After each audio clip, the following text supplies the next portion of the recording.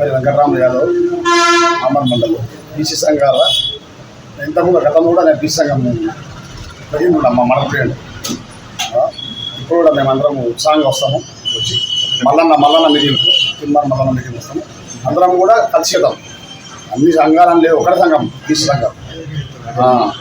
రాజ్యాధికారం కావాలి. యాదవ్లను సమీకరించి రేపు మన పాలమూరులో తెలంగాణ చౌరస్తాలో ఉన్న గ్రీన్ హౌస్ భవన్లో బీసీ కులాల రౌండ్ టేబుల్ మీటింగ్ సమావేశం ఏర్పాటు చేస్తున్నాము. దానికి బీసీ కుల సంఘాల నాయకులు, కార్యకర్తలు విద్యార్థులు హాజరు కావాలి. అలాగే అక్కడ రేపు 9వ తేదీ 2 ఫంక్షన్లు జరిగే తిరుమల మల్లన్న బీసీ గొంతుగా మన బీసీల ఆర్ఎస్ పోరాడుతున్న నాకు మద్దతుగా మల్లన్న యొక్క సందేశం కొరకు పాలమూరు ప్రజలందరూ కూడా అత్యుచ్చంగా చూస్తున్నాము. మీటింగ్ ఎలా విజయవంతం చేయాలి, ఎలా చేయాలంటే దానిపై చర్చ ఉంటుంది. రేపు అందరూ కూడా పాల్గొనాలి, అతి సంఘాల వారు పాల్గొనాలి. ఇది మన బీసీ బహుజనుల రాజకీయ సదస్సు, బీసీ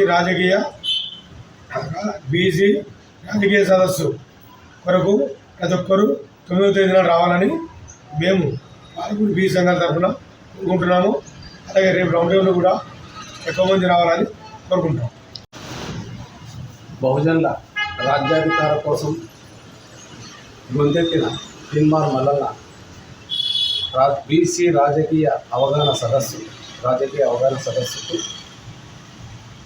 పాలమూరు ఉమ్మడి జిల్లా వ్యాప్తంగా ఉన్న బీసీ కుల సంఘాల నాయకులు, ప్రజా సంఘాల నాయకులు, బీసీ మేధావులు అందరూ కూడా ఆ మీటింగ్కు రావాల్సిందిగా బీసీ జేఏసీ తరఫున మేమందరం కోరుతున్నాము. రేపు 2వ తారీఖు రోజు రౌండ్ టేబుల్ సమావేశం కూడా ఉంది. ఈ సమావేశంకి అందరు రావాలి. ఎవరో చేస్తున్నారు కదా, వాళ్ళు చేస్తున్నారు, వాళ్ళని ముందలు తప్పుదాం, మేము వెతుకుందామని ఇటువంటి ఫీలింగ్లు ఉండకండి. ప్రతి ఒక్కరు కూడా ఇప్పుడు మేము పిలిస్తేనే రావాలి అనే ఫీలింగ్తో కాకుండా తెలిస్తే రావాలి. మీరందరూ దయచేసి ఇది మా ఇంటి కోసమో మీ ఇంటి కోసమో చేస్తున్న రాజకీయ అవగాహన సదస్సు కాదు. ప్రతిసారి మన ఓటు బ్యాంకు లాగా వాడుకొని మనల్ని అవసరం తీరిపోయినాక పక్కకు పడేస్తున్నారు ఈ రాజకీయ నాయకులు. వాళ్ళు కులాలు ఏమైనా ఉండకూడదు, మన తెలివికేమైంది, మన కోసం ఎలుగెత్తి ఒక మనిషి ముందరకు వచ్చాడు. కాబట్టి తిరుమల మల్లన్నకు మద్దతుగా ఈ నెల 9వ తారీఖు జరిగే రాజకీయ అవగాహన సదస్సుకు తిరుమల మల్లన్న వస్తున్నాడు. కాబట్టి అతనికి మద్దతుగా మనందరం కూడా స్వచ్ఛందంగా మీరు మాకెందుకు లేని నిస్పృహ నిరాశలతో ఉండకండి. ఏదో ఒకటి ముందరికి కాలు పెడితేనే మనకు విజయం అనేది సొంతమవుతుంది. నీది నాది అనుకోకుండా అందరూ కూడా ఇది మనదనుకొని తప్పకుండా వచ్చి విజయవంతం చేయాలి. అవతలకు బుద్ధి చెప్పే విధంగా మనం కాలు కలపాలని కోరుకుంటున్నాం. బీసీ సంఘాలు రాజ్యాధికారం దిశగా ప్రయత్నం చేస్తాయా? అసలు రాజకీయం చేసేదే బీసీలు. మనను అప్పటిపూర్తికి వచ్చి అవసరానికి వాడుకొని మనం పక్కకు పెడుతున్నారు. కాబట్టి ఆ తెలివి మనం తెచ్చుకోవాలి. అవతలను తిట్టే అవసరం మనకు లేదు. వాళ్ళకి ఆ తెలివినప్పుడు మనకెందుకు లేదు, దేవుడు మనకు కూడా తెలివి ఇచ్చాడు కదా. మనం కూడా ఆ దిశగా మనం పనిచేయాలి. ఒకరినొకరు విమర్శించుకోకుండా ఒకరికొకరు సహకారం ఇచ్చుకుంటా ఖచ్చితంగా మనం తిరుమల మల్లన్న కనుక ఉండాలి. మనము రాజ్యాధికారం సాధించాలి. ప్రతి గ్రామ సర్పంచ్, వార్డు మెంబర్ కాడికి ప్రతి ఒక్కరు బీసీలే ఉండాలి.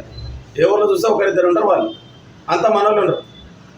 తెలివిపోటీ మామ అక్క బావ అనుకుంటా వచ్చి ఓట్లు వేసుకుంటారు, తర్వాత మనల్ని పట్టించుకోవాలి.